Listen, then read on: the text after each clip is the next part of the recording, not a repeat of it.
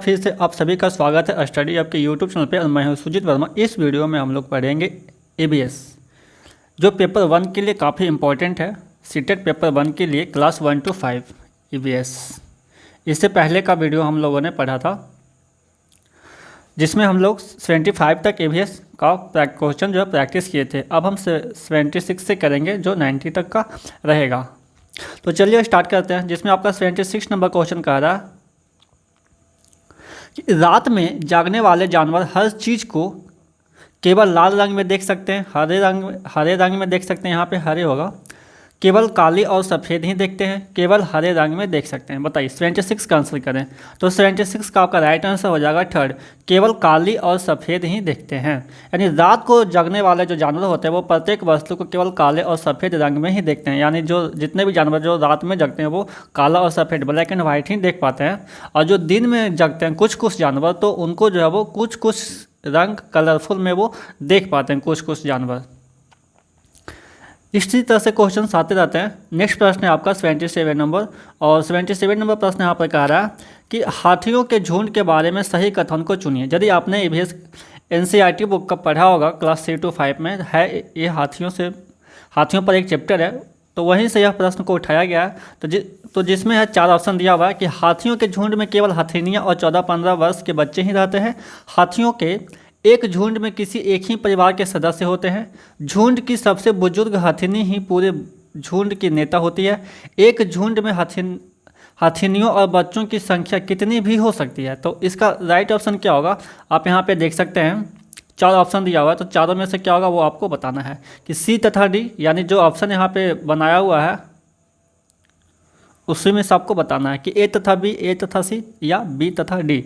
बताइए 77 का आप आंसर करें। तो 77 का आपका राइट आंसर हो जाएगा थर्ड, ए तथा सी, यानी ए और सी कह रहा कि हाथियों के झुंड में केवल हथिनियाँ और 14-15 वर्ष के बच्चे ही रहते हैं, क्योंकि 14-15 वर्ष के जो बच्चे हैं वो बड़े होते हैं, तो वे उस झुंड को छोड़ करके अपना इधर उधर घूमते रहते हैं, भटकते रहते हैं।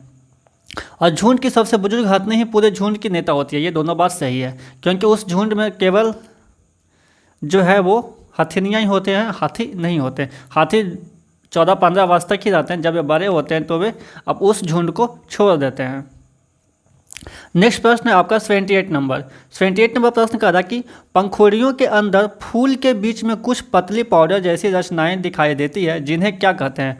वर्तिकाग्र, परागकोश, पराग मूलांकुर। बताइए 78 का आंसर करें। तो 78 का आपका राइट आंसर हो जाएगा थर्ड, पराग। नेक्स्ट प्रश्न 79 नंबर। यदि आप रेलगाड़ी द्वारा अहमदाबाद यानी गुजरात जाएं तो आपको रेलवे स्टेशन पर अधिकतर बेचने वाले खाने की कौन सी चीज़ें बेचते मिलेंगे? पूरी, साग तथा ठंडा दूध, ढोकला, चटनी, नींबू वाले चावल। ये तो होगा नहीं, है ना, ठंडा दूध कहाँ कोई बेचता है उधर। यदि आपने बुक पढ़ा होगा तो उसमें आप देख सकते हैं कि गुजरात में खाने वाली जो मुख्य चीज़ें हैं वो क्या है, वही इसका राइट आंसर होगा। ढोकला, चटनी, नींबू वाले चावल, छोले भटूरे तथा लस्सी, इडली चटनी तथा वड़ा चटनी। बताइए 79 का आंसर करें। तो 79 का आपका राइट आंसर हो जाएगा सेकेंड, यानी दूसरा वाला, कि ढोकला, चटनी, नींबू वाले चावल। ढोकला, चटनी तथा नींबू वाले चावल गुजरात के लोकप्रिय व्यंजन है। नेक्स्ट प्रश्न आपका 80 नंबर। पक्षी अपनी गर्दन बहुत अधिक हिलाते हैं, इसका कारण है कि उनके कान पंखों से ढके होते हैं, उड़ सकते हैं, पक्षियों की आंखों की पुतली घूम नहीं सकती, पक्षियों की आंख छोटी होती है। बताइए 80 का आंसर करें। 80 का राइट आंसर क्या होगा? तो 80 का आपका राइट आंसर हो जाएगा थर्ड, पक्षियों की आंखों की पुतली घूम नहीं सकती। कुछ ऐसे पक्षी होते हैं जिनकी पुतली घूमती नहीं है, तो वो अपने गर्दन को दाएँ बाएँ करके देखती है इधर उधर की चीज़ें। पक्षियों की आंखों की पुतलियाँ घूमने में असमर्थ होती है, सभी का नहीं, कुछ पक्षी का, जिस कारण उन्हें अपने आसपास की वस्तुओं को देखने के लिए अपने गर्दन को अधिक हिलाना पड़ता है। जैसे में मैना जो है वो झटके से अपने गर्दन को हिलाती है इधर उधर दाएं बाएं, क्योंकि उसका आँख का पुतली स्थिर होता है, तो वो इधर उधर देखने के लिए क्या करेगी? मुंडी ही घुमाना पड़ेगा, ऐसे फिर दिखेगा ही नहीं। नेक्स्ट प्रश्न 81 नंबर, और 81 नंबर प्रश्न यहाँ पे कहता है कि निदान के पश्चात कोई डॉक्टर रोगी से यह कहता है कि उसके खून में हीमोग्लोबिन की कमी है, तो उस रोगी को आयरन की कमी को पूरा करने के लिए क्या क्या खाना चाहिए?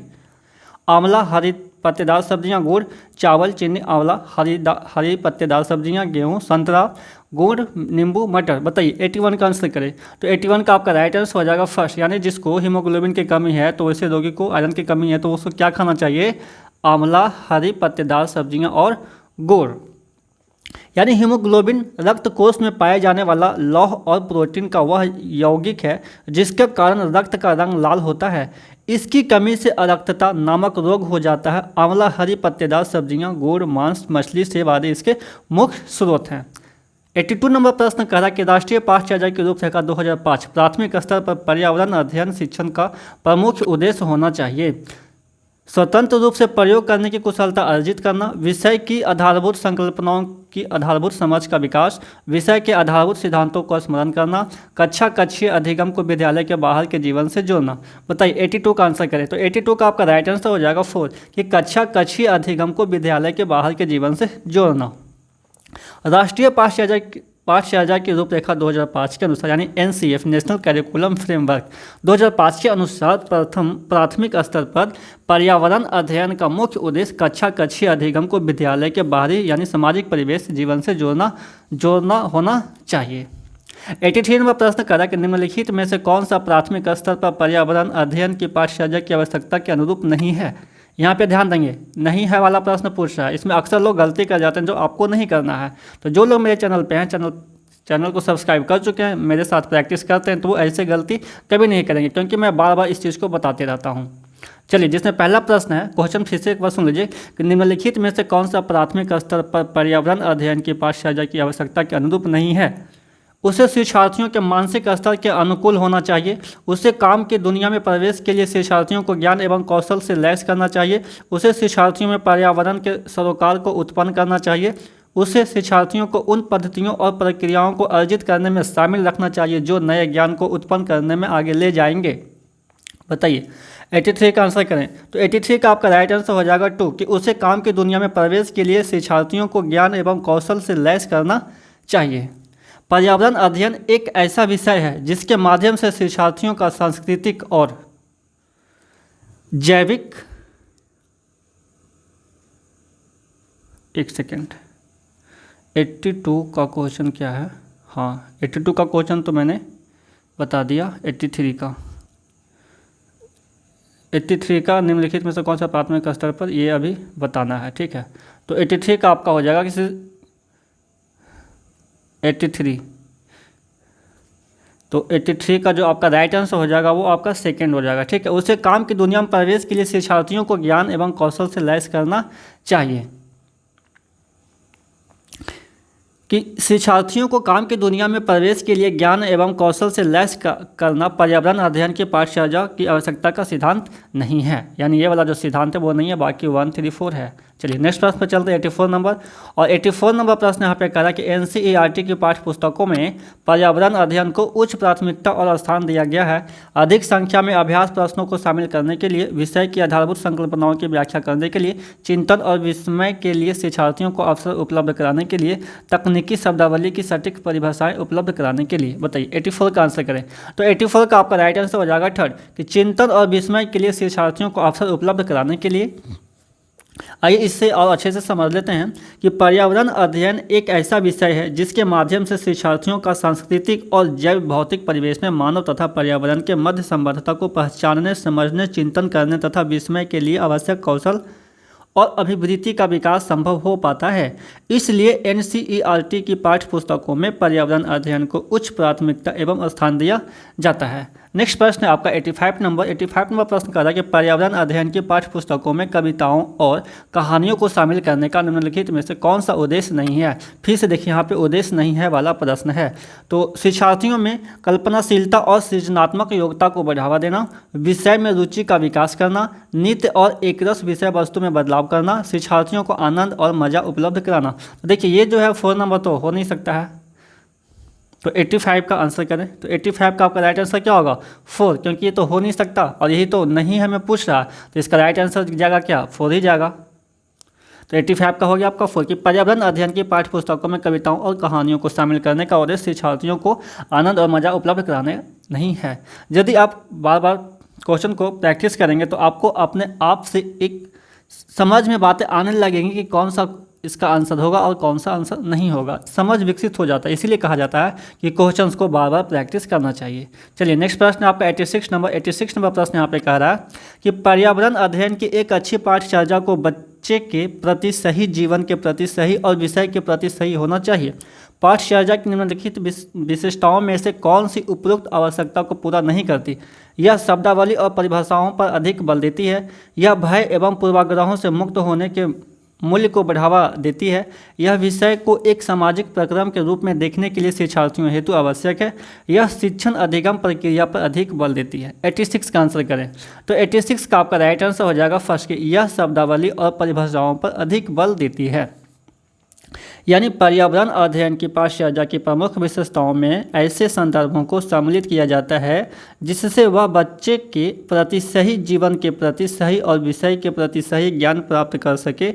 विषय की पाठचर्या, शब्दावली और परिभाषाओं पर अधिक बल देना आवश्यक नहीं है। नेक्स्ट प्रश्न 87 नंबर की नलिनी कक्षा 3 के शिक्षार्थियों को जानवर हमारे साथी प्रकरण से परिचित कराना चाहती है। प्रकरण को और अधिक रोचक तरीके से प्रस्तुत करने के लिए निम्नलिखित में से कौन सी युक्ति सर्वाधिक उपयुक्त होगी? शिक्षार्थियों को पाठ्यपुस्तक में जानवरों के दिए गए चित्रों को देखने के लिए कहना, विभिन्न जानवरों के चित्र को प्रदर्शित करने वाले चार्ट का प्रयोग करना, विभिन्न जानवरों के चित्रों को श्यामपट्ट पर बनाना, जानवरों तथा उनकी उपयोगिता पर आधारित फिल्म प्रदर्शित करना। बताइए 87 का आंसर करें तो 87 का जो सबसे प्रभावी आंसर होगा वो होगा 4 नंबर की जानवरों तथा उनकी उपयोगिता पर आधारित फिल्म प्रदर्शित करना। यानी दृश्य श्रव्य सामग्री, यानी जिसको हम देख भी सकते हैं, सुन भी सकते हैं, तो उसे क्या बोलते हैं?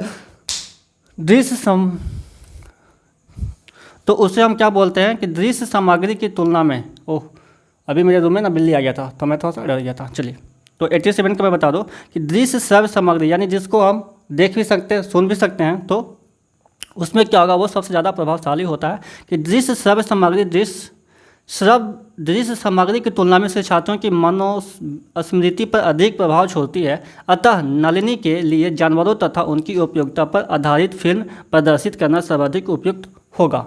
नेक्स्ट प्रश्न है आपका 88 नंबर प्रश्न यहाँ पे कह रहा है कि कक्षा 5 की NCERT की पर्यावरण अध्ययन की पाठ्य पुस्तक में प्रत्येक पाठ के अंत में एक खंड को शामिल किया गया है।